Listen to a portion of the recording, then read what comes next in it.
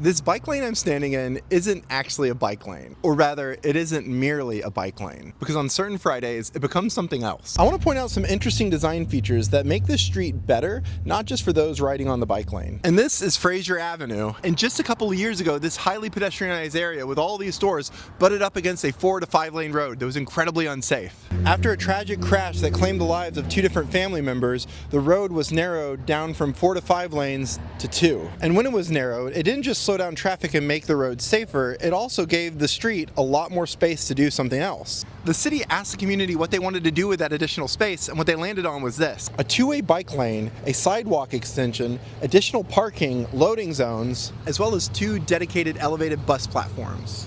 The additional parking made it more convenient for people arriving by car, while the more robust bike lanes increased the amount of cyclists who otherwise would avoid this area. But what I want to focus on today has little to do with transportation. Rather, I want to focus on the unexpected benefits of adding this sort of infrastructure. Once a month during the warmer seasons, Fraser Avenue hosts what's called a night market. Shops spill out into the street, these cute little umbrellas pop up, special deals appear, and stores bring their business out into the public space.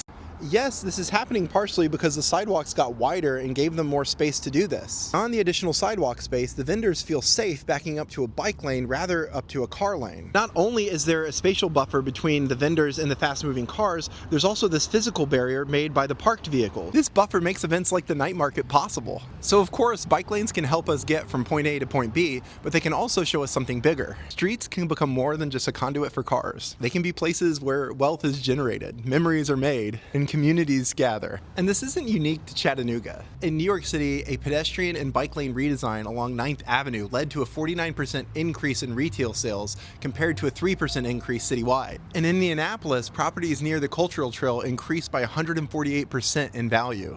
Across the country, when streets are designed for people, businesses tend to do better and vacancies tend to drop. Now, I don't have the hard data for Fraser Avenue just yet, but I do want to tell you a cool story about this business, the Pedestrian Wine Bar. The owner told me that he chose Fraser Avenue in part because of the redesign. It reminded him of a street that he had his business on in Brooklyn that thrived once a bike lane was added. So he decided to post up here rather than somewhere else. And all of this is to show that bike lanes are for everyone, not just people on 2 wheels.